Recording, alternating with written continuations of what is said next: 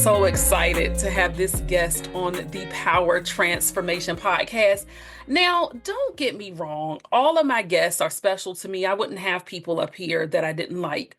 But Judy Kane is definitely someone that I can say I love her, but I also like her. She is just, she brings joy to me. And I know that some of you are seeing this, others are listening, and even her Zoom background is nature and tranquility, and that is Judy in and of itself. So, Judy, welcome to the Power Transformation Podcast. I'm so happy to have you. Thank you. I am delighted to be here. I always enjoy talking with you, Alethea. Thank you so much, Judy. And we're going to dive right into this because you have such a wealth of knowledge, experience, and from your background into where you are now professionally may seem like polar opposites to some people. And we're going to get into that and how you got into this space, but also how people can use what you teach to even apply in their everyday lives. But this is really about your journey and how you got into where you are today.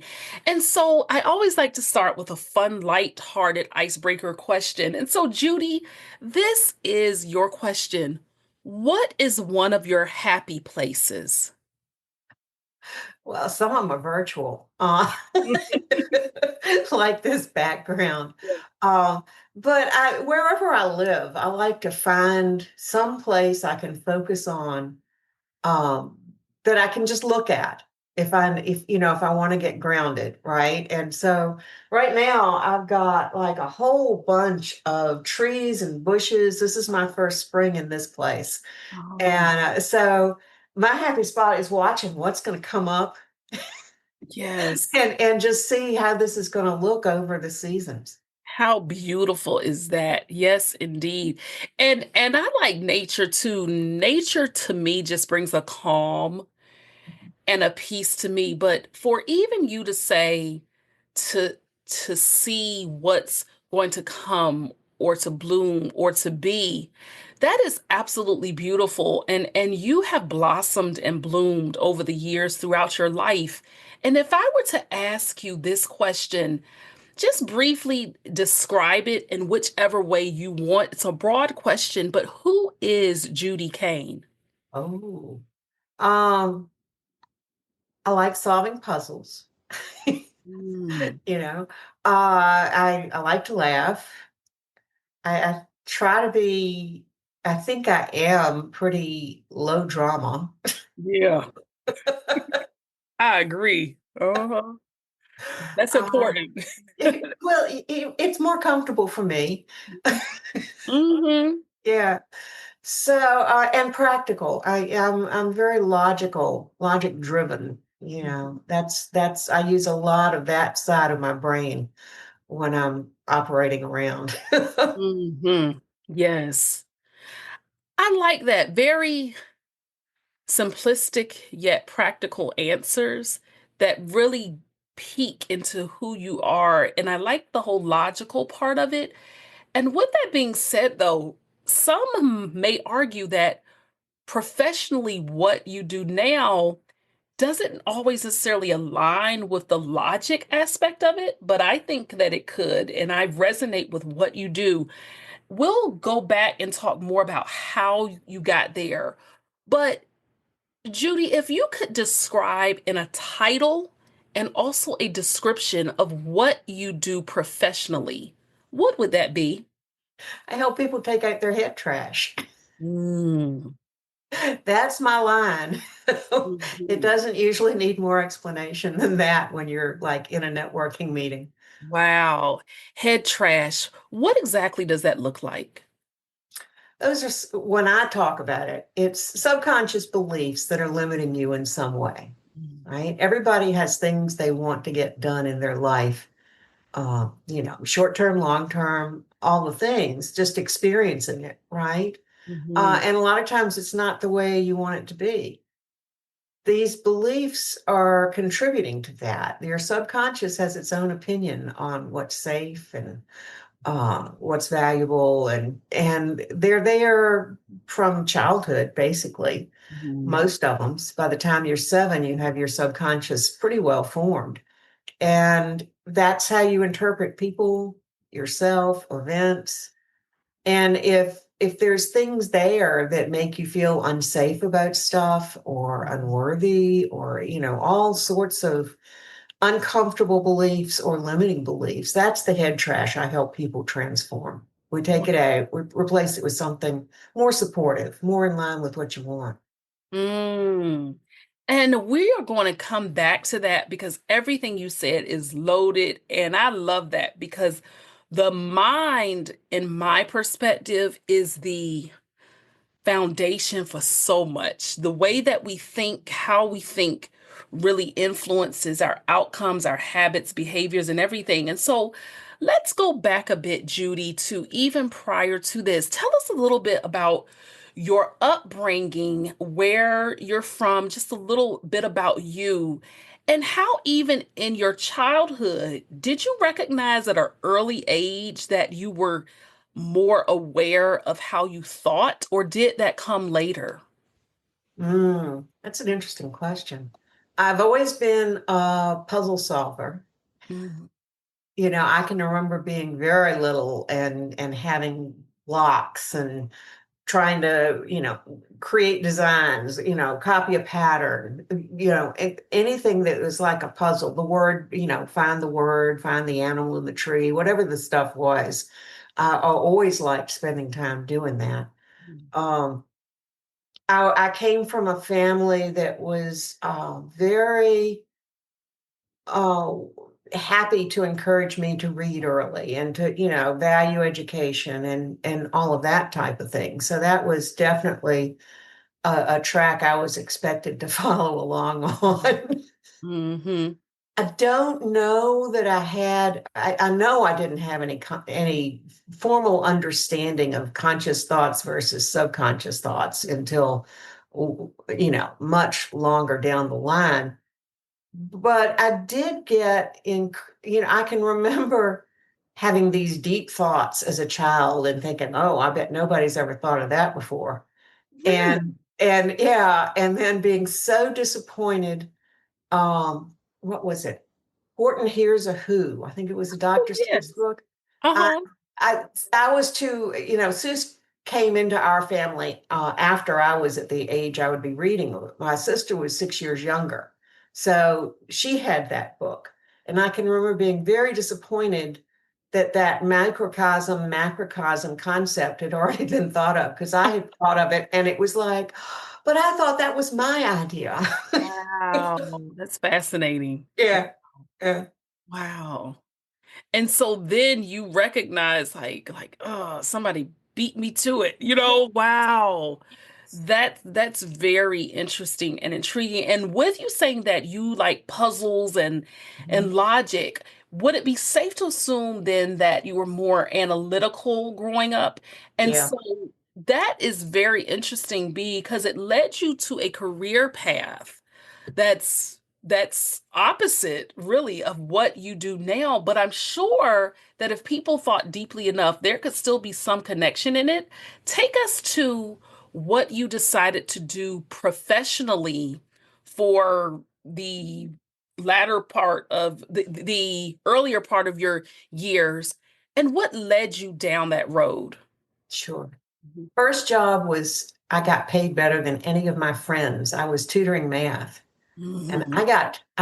I swear, I think I was paid $15 an hour in a 10th grade. Wow, that was great. Wow, my So goodness. my summer job, yeah, I could work three hours in the morning and then hang out the rest of the day. Uh-huh, sure could. Yeah, yeah. You made good money then. I Oh my did. gosh. I know. Eventually got up to 25, but for high school back in the 60s, that was one It bad. sure was. Wow.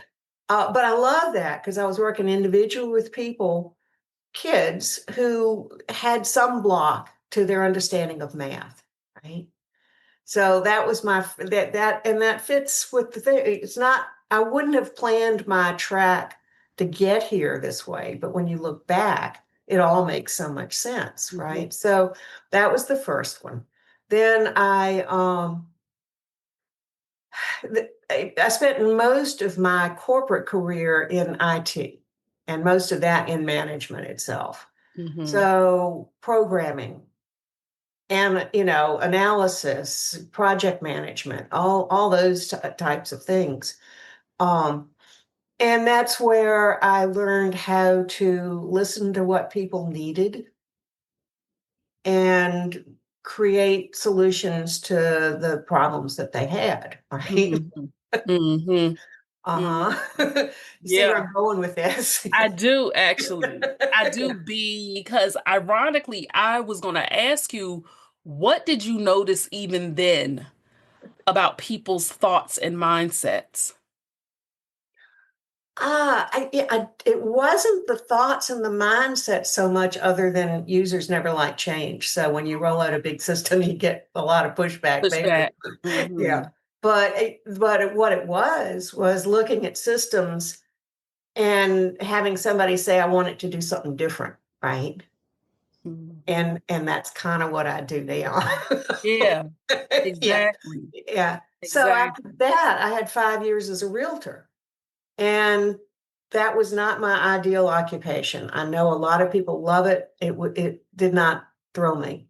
But I learned what is needed as an entrepreneur. Mhm.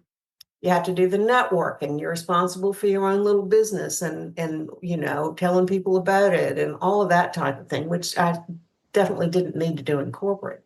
Mhm. So by the time I decided I wanted to make aligned consciousness into a business, helping people change those subconscious beliefs, I had learned, I had had the experience in all of those other things. Because when people come to me, it's kind of like a user with a system that isn't working for them, right? Mhm. And you go in and you change the code so that the system works for them.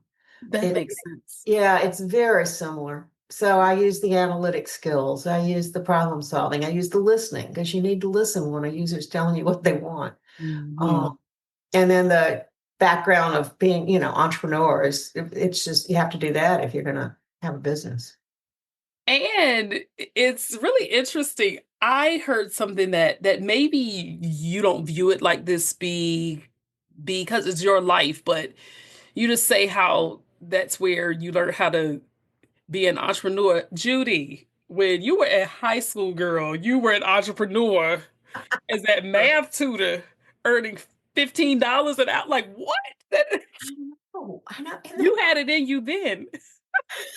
I was just really grateful. It was associated with the school I went to, and so they handed me the students that needed it. I didn't need to go looking for it. Oh my Uh, I gosh. know. It just kind of okay, That's sure. incredible. And so, in talking about opening, this is what piques our curiosity here. Is here you go from this corporate career, management specifically within IT, helping people with systems, seeing how people aren't accustomed to the change. There's a lot of pushback going on. Now, this may be a simplistic question, but I'm really curious about this own transformation in your life of really taking the power within yourself to take a risk, to say, this is no longer where I am in life. I've evolved to this new space. Take us through that journey in whichever direction you want to go. But how do you decide one day when you wake up to say, I don't want to do this anymore. I'm going to focus on consciousness, mindset, helping people be more aligned within themselves. I need them to get rid of this head trash. Judy, tell us about that moment because that right there is certainly a powerful shift. It was absolutely, and I think it happened as soon as I saw the process that I have now learned being used. Right, I can remember it. I was married at the time. My husband had a pain somewhere, and a friend of his said, "You want me to help?" And he said yes, and I watched. And he had a lot of friends that knew a lot of different modalities. So I was always curious about what they were going to do and what would happen. I didn't really understand what they were doing, but it was always interesting to me. Mhm. This time, and this was in '09, I think. Um, I watched what was happening, and it was not the typical um, interpreting messages or like in Reiki, people actually move, use their hands and move energy and stuff. It wasn't any of that. It was a very direct process. I could see what was happening. I could see it was something I could learn. And in less than 5 minutes, the pain was gone and it didn't come back. And that was what hooked me. It was like, oh wow, this there is something there that works like this that's effective and something I can learn. And I had to start taking the workshops to learn how to do it. Now, how did you announce this to your family, like to your husband, that this is what you wanted to do? Take us to that moment. Yeah, well, the husband was fine with it. He was very supportive. That was not an issue for him. Mhm. My children still try to figure out who I am and what I did with their mother. So, yeah. And it was interesting, and my friends mostly had that same reaction. I'd lived in Richmond all my life, Mhm. and everybody knew me as, something different than this. Mhm. And shortly after, well, not shortly, but a few years later, I didn't decide to make it a business until 2014 because Oh, yeah, okay. I just learned it from me and people I knew basically, but it was too good. I had to share it with more people. So I Mhm. made it a business in 2014, but in 2015, I moved to Florida and I was down there for 9 years. It was actually easier to talk about it to a group of people I didn't know that had no idea what I'd ever done in the rest of my life than it was Mhm. to tell people I'm doing something different now. Yeah. Right? Yeah. Wow. Oh my gosh. This is okay. I could take this in so many different directions, but what I'm curious about is, okay, you knew this is what you had wanted to do. How did you decide specifically on what type of training or school? How does a person even get into something like this? Because both of us know in the coaching world, and I don't like to use the word coaching too much because I think it's overused now. But some of us went and got training. Some of us were in this space prior to it being trendy, like you, Yes. me, etc. Right? So my question is, how did you decide which specific angle you wanted to take in specifically focusing on this? Because with your husband, it was him overcoming certain pain. But to say, I want to focus on the mind, what really, yes, with your IT experience, but is that what really drew that passion even more? Because I think that the mind is fascinating, but what caused you to say, I really want people to fix this trash in their heads? So, all right. So there's two or three pieces to it, and I hope I Hmm. remember them all as we go along. But first, Yeah. with the pain that he had, the pain was being caused by subconscious beliefs. Ooh, So, everybody listen to that carefully. The yes, pain was being caused by subconscious beliefs. right. Mm. Yes. So this was what got my attention. They changed, I think it was only one belief, I think, Mhm. which is you can do in less than 5 minutes with this process. Um, just that one change got rid of the pain and it didn't come back. That was what got my attention. The Mm. power of the subconscious beliefs on how you experience your life, right? So it's you can use it for physical symptoms of stress, which is what that is. And then you can also use it for, repeating relationships or not hitting the goals even though you're working really hard or, terror when you think about something. I use it with people with phobias. I mean, there are all sorts of things there. Um, but so I I asked questions as soon as I saw this and started learning a lot more about how you could apply this process. And that was where the beginning of my education on subconscious began, right? Mhm. And I found a workshop. The process I use, you need to go to a workshop to learn it. And they offer a series of them. I took them all. I took most Mm. of them more than once because I couldn't get enough of it, right? It was just so interesting of all the aspects and all the possibilities. Mhm. And when you're passionate about something, you thirst more for it and you want to Yes. be of help to people. And so this journey of starting a business, and for you now, with this being 2025, being in business 11 years, it sounds so glamorous to so many people that, wow, you're in business and you are, Judy, highly successful in your field. And sometimes people may think, oh, well, she had that corporate career. It came easy. She focuses on the mind. So I'm sure things went smoothly. Tell us about this journey of your business. And what I want to really emphasize on, aligned consciousness. How did you derive that name and what does it mean to you as well as to the clients that you treat? All right, sure. Um, well, the name itself, I thought long and hard. Once I decided it was going to be a business, I can remember just sitting, and this is sometimes I get something that I will call divine inspiration, but that I connect to something and get a good idea, right? Mhm. Is basically what happens. And I was thinking real hard about what to name it, right? Because there were so many options, and it just kind of came to me. What it means to me, though, is there are three levels of consciousness that we work with this process. Um, you've got the subconscious, which is where, it's controlling 95% of your experience of life, right? Mhm. So it's a big deal. It's just your default system. You frequently don't know what's in there. You just see the results of it in your life. You've got your conscious consciousness, right? That's your conscious thinking, your intentional thinking.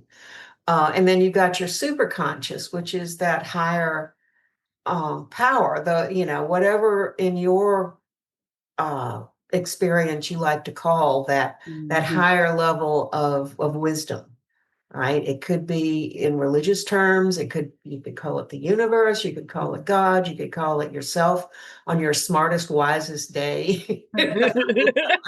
It kind of fits anybody's uh, construct, basically. But they're those three levels. Mhm.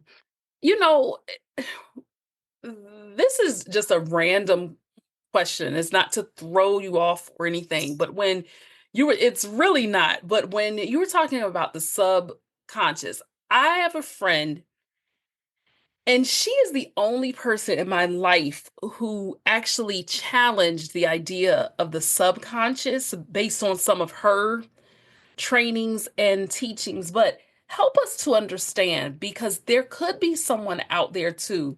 This is the question, Judy, since a lot of this work, and for you to say that the subconscious basically controls 95%, that's a lot. What would be your argument to a person who says, we often talk about this subconscious, but if we don't really know that our subconscious thoughts are there, how do we even know that the subconscious exists? Well, anytime you notice a pattern in your life that is not the way you would choose it to go, there's probably subconscious beliefs in there making you think that maybe it's not safe to be seen. Mm, Maybe it's not safe to speak up. Um, I don't know why. I always feel really scared when I think about spending money. Or, wow, I don't deserve for people to be this nice to me. I've got to be nicer back to them. Or, mm, there are all these the repeating patterns of relationships where if you have one that's not fulfilling or supportive, and you get out of it and say, well, I'm never going to do that again, and then find yourself with a different person, but the same dynamics. There are usually subconscious beliefs that you got literally you start, in utero, basically picking up Mhm. some of these. And you're little sponges when you come in until you're about 7 years old, just finding out what the rules of engagement are where you landed. Yes. Yes. That makes so much sense to me, and I have great respect for the person, but they don't like to call it the subconscious. I was like, "That's really interesting." It was Mhm. just a different perspective, Yeah, but sure. to hear it coming from you, because I'm more in alignment with that it's a real thing. We all have them. We Yes. must always challenge our thinking, and that there are things within ourselves. I think this is just my own opinion. I think, and based on clients I've worked with too, is that oftentimes I've seen people to give so much of their power and control to external forces without realizing that the control and the power to transform and change their life is really within themselves. And so in thinking about this, Judy, when you're working with a client or doing a speech or workshop or talking, what is needed to change to get a person to where they desire to be in life?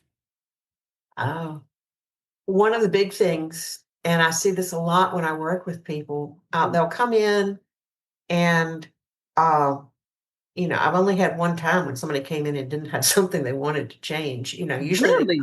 they were just curious. It was weird. Oh, But I mean, people come in and there's something they want to be different, right? That's why they yeah. come see me. Um, and I'll ask them, so what would you rather be experiencing? And sometimes they don't know. They know what they've been trying to avoid, Mhm. but they don't know what they really want. They just know what they don't want. So one of the first things is take the time to figure out what you really want. If you can't identify it, it's going to, be kind of random if you land there or not, right? Mhm. So yeah, define what it is you want in all the different situations that aren't what you want them to be, Mhm. and then figure out what you need to do to get from A to B. Wow.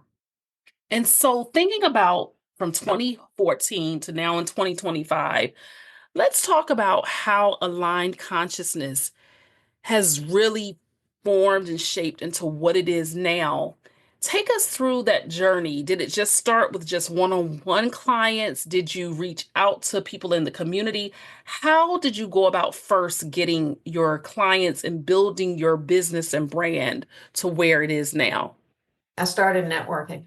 I Mm, joined a networking group was the first. Well, the first thing I did was get the name, set up an LLC, and put out a Facebook business page there. mhm, But after that, it was networking. Um, and when I moved down to Florida, I didn't even know people to ask where they networked. So I had to figure out what networking groups there were and then start building relationships in them. And some of them I would go to, and they weren't my group, right? mhm. People were not comfortable when I said what I did. They'd kind of, roll their eyes and look around the room and see if there was somebody else they could talk to because it's like I had lost my mind, right? Those weren't my people. That was okay. Mhm, But, then once I started, networking with people and you started hearing what the common advice was for you need to do this if you're a business and you need to do this, all the shoulds that people have. And it froze me for a while because there mm, were too many. You need to be on 5 platforms and post 3 times a day on each platform and have a weekly newsletter and a weekly blog and a website and and on and on and on. And it was like that was just you don't know what to do next when there's so much there, right? So I took a deep breath and decided that I needed to decide how I was going to run my own business. It was my business, right?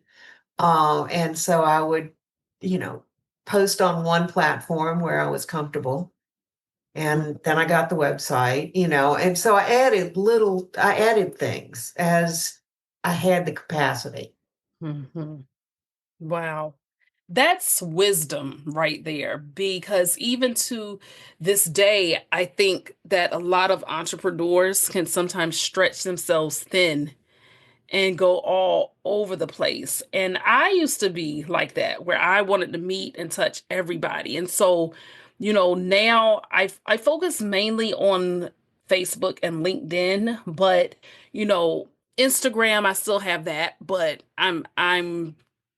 I just do that more for sharing purposes. TikTok, I post occasionally because that can be a whole full-time job.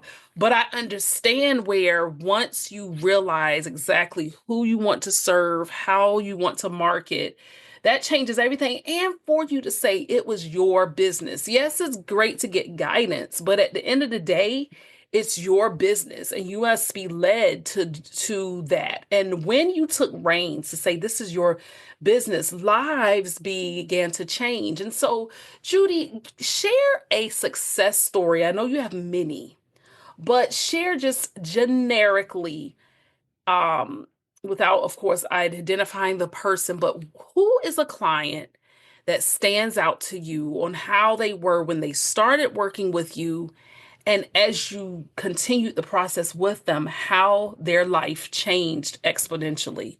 What's a success story? Well, a lot of my success stories are one session people because Really? it's a very fast process, and the only thing I do, not Um, only is minimizing, but the thing I focus on and the thing I spend the time on is helping these people change those beliefs. So I don't do behavior, I don't do strategy, I don't do but you can do tools. that in one session, Judy. You can usually change any one belief in less than 5 minutes. That's incredible. Tell us more. This is incredible. Ooh, I got your attention. Yeah. Yeah. So sometimes I see people with phobias. Um, fear of flying, fear of snakes, fear of Mm, roaches, fear of driving over bridges, whatever, where they can't control their response when they're presented with this event, right? Um, I've never had a phobia client take a full hour. It's a very intense reaction they have, but it's not very many beliefs causing it.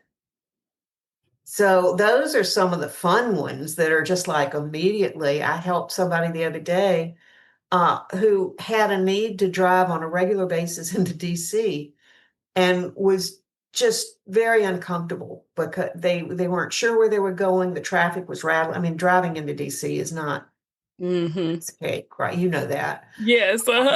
Yes, I do. Yeah, My yeah. house is in DC. Yeah. Right, right. I mean, they're coming at you from all the weird directions Mhm. and it's fast. And if you aren't confident in where you're going, you get distracted by just trying to figure out where you're going. And then the traffic just adds to the stress, Mhm. right? Mhm. Um, and so we just changed one or two beliefs about that. And I heard that she's now very peaceful driving in. What? Yeah, yeah. Oh my gosh. Okay. So it can be those types of things, but it Mhm. can also be a scarcity of money belief where people have felt like frozen when they think about having to spend money or it's time to pay the bills or, just really being hijacked emotionally just every time that comes up. And you can change that. It's There are beliefs about that. I've seen people not being able to make a success out of their business because they had a subconscious belief that if you have a successful business, you need to work 24/7 to keep it going. It's just a belief. That's not a true thing. You can have a successful business and a balanced life, right? But it's the subconscious belief that's causing that stress. Wow.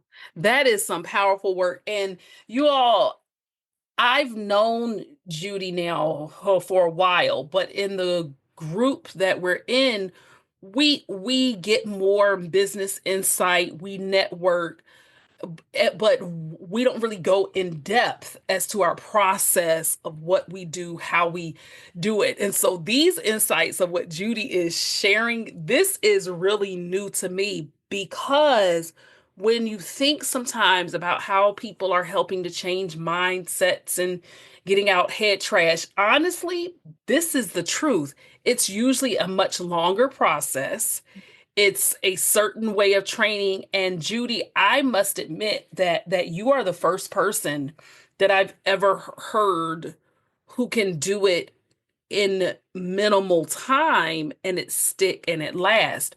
So with that being said, I do have a couple of more questions, but if a person watching or listening to this says, I need to meet with her. I want to have a session with her. How can a person connect with you to become a client of yours, a paying client of yours? Sure. I've got a website. One of the first things I did way back, Mhm. and it's alignedconsciousness.com.